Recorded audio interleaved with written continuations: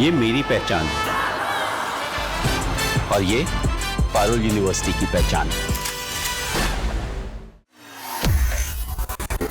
Jail में बंद पाकिस्तान के पूर्व प्रधानमंत्री यानी वजीर आजम इमरान खान के बेटे सुलेमान खान ने पाकिस्तान के नेतृत्व पर गहरे होते लोकतांत्रिक संकट को छिपाने का आरोप लगाया है।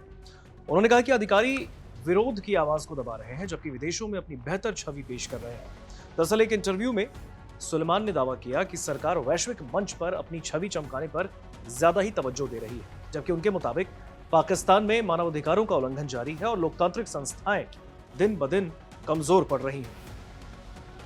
उन्होंने आरोप लगाया कि आम नागरिकों को बिना किसी उचित कानूनी प्रक्रिया के हिरासत में लिया जा रहा है। गिरफ्तारियां उन लोगों को निशाना बना रही हैं जो कि उस व्यवस्था का विरोध कर रहे हैं जिसे उन्होंने बढ़ता हुआ तानाशाही तंत्र करार दिया।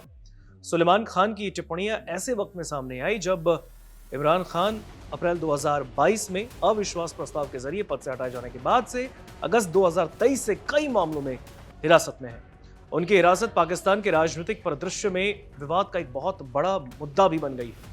उनकी पार्टी पाकिस्तान तहरीक इंसाफ का कहना है कि उन पर लगाए गए आरोप राजनीति से प्रेरित हैं और उन्हें जबरन फंसाया गया और फिर जेल में डाला गया। हालांकि ईरान के साथ नाजुक सीज फायर वार्ता को बचाने के लिए नई कोशिशों के तहत शनिवार को अमेरिकी दूत भी पाकिस्तान पहुंच गए। हालांकि तेहरान ने वॉशिंगटन के साथ सीधी बातचीत से पहले ही मना कर दिया था और ये कूटनीतिक कोशिश एक अनिश्चितकालीन सीज फायर के बीच हो रहा है जिसने ज्यादातर लड़ाइयों को तो रोक दिया, लेकिन स्ट्रेट ऑफ हॉर्मुज यानी हॉर्मुज जलडमरू मध्य में रुकावटों के कारण वैश्विक ऊर्जा बाजारों में तनाव को दिन ब दिन बढ़ाया है। व्हाइट हाउस की प्रेस सचिव कैरोलिन लेविट ने एक इंटरव्यू में कहा कि दोनों ही दूत अरागची के साथ बातचीत करेंगे और लेविट ने कहा, हमें उम्मीद है ये एक सार्थक बातचीत होगी और उम्मीद है कि इससे किसी समझौते की दिशा में प्रगति होगी। ऐसा बयान उन्होंने पहले दिया था। उन्होंने कहा कि उपराष्ट्रपति जेडी वांस इस्लामाबाद की यात्रा नहीं करेंगे, लेकिन वो पूरी तरह बातचीत में शामिल रहेंगे। ये बात उन्होंने बीते दिन कही थी। हालांकि पाकिस्तान में 2.0 ये बातचीत हो भी गई। ईरानी प्रवक्ता ने कहा कि पाकिस्तान में रुकने के बाद अरागची इस जंग को खत्म करने की कोशिशों पर चर्चा करने के लिए ओमान और रूस का भी दौरा करने वाले हैं। इस्लामाबाद में इस बातचीत का ये दूसरा दौर रहा।